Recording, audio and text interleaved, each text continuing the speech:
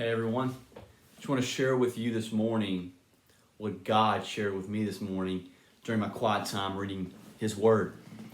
I've been reading through the book of Romans here lately, and this morning I read several chapters, and one of those chapters was Romans chapter 10, which Romans 10 is a real popular chapter as it contains the verses that many people have memorized. Romans 10, 9 and 10, it says, if you confess with your mouth that Jesus is Lord and believe in your heart that He was raised from the dead, you will be saved. And then verse 10 goes on to say, for with the heart one believes into righteousness, but with the mouth one confesses unto salvation. And I had the wonderful opportunity of these past couple weeks when I was in Pennsylvania to share these verses with some kids. And it helped them understand how they can have a relationship with God, how they can be saved.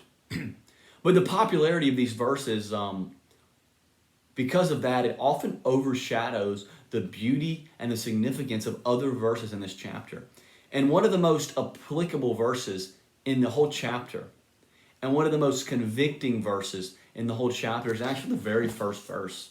Romans 10:1, when we read it, you're going to get a glimpse at the heart the Apostle Paul has for the lost, the heart he has for his nation, Israel. Because although Paul is the apostle to the Gentiles, he is still an Israelite. And his heart breaks for his people. And the reason his heart's breaking is because they are rejecting the gospel. And it breaks his heart. But look what Paul says here in Romans 10 verse 1. He says, brethren, my heart's desire and prayer to God for Israel is that they may be saved. See, Paul, despite all the time the Israelites had persecuted him, despite all the times the Jews had ran him out of synagogues and harmed him and wanted him dead and tried to throw him in prison, despite all of these things, Paul had not allowed his heart to grow calloused towards these people. Because oftentimes what Paul's ministry looked like is he would start off in the city by going to the synagogue, the place of worship, and he would proclaim that the Old Testament, the prophets, Isaiah and other prophets, what they were really alluding to was Jesus. That Jesus fulfills all these Old Testament prophecies. And what typically happened is maybe a few of the Jews would believe, but the majority would run him out of the synagogue and basically condemn him a heretic. But many of the Gentiles would believe the gospel unto salvation. So these people, they persecuted Paul, but despite all this, he never allowed his heart to grow calloused towards them. And church, I believe that many of us, sometimes even myself to be honest,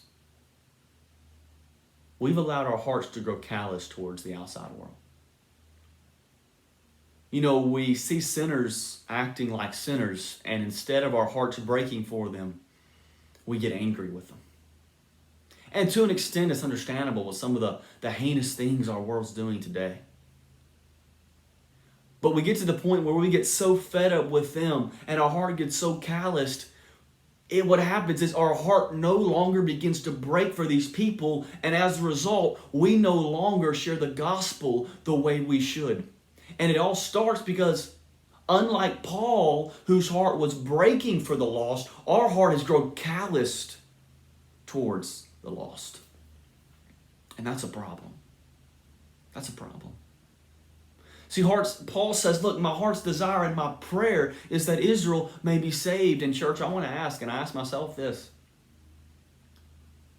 When was the last time we really prayed for the lost? When was the last time our heart really broke for the lost? Not only that, when was the last time we shared our faith? The reason so many of us struggle to find motivation to share our faith with others is because we've allowed our hearts to grow calloused in sharing the gospel. We've allowed our hearts to grow calloused because we hate sin like we should, but we've begun to hate the sinner. And as a result, our hearts are not breaking, and we don't have the conviction to go out and share our faith. But let me take this a little more personal. You know, Paul was an Israelite. He had family members that were Jews. And Paul's heart was breaking for them.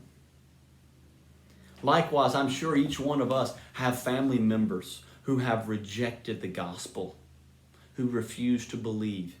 And it's so easy to grow callous towards them and not share the gospel with them anymore. But Paul continually shared the gospel with his lost brothers and sisters and prayed for them, and his heart broke for them. Church, my challenge to you today is that you and I would think of just at least one family member. Maybe it's a parent, a brother, a sister, a cousin, an aunt or an uncle, a grandparent.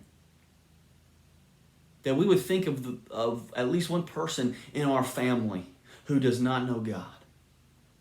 And my challenge is that we would pray that God would break our heart for this one person.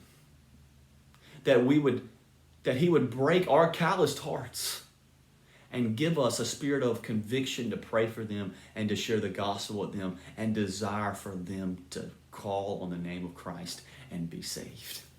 Because this chapter goes on to say, how can they believe unless they hear the gospel? And how can they hear the gospel unless they have a preacher?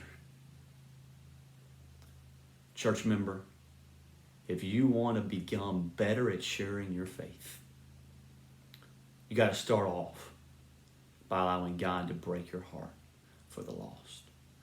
Pray this morning that God would break your heart for the lost in your life. See you soon.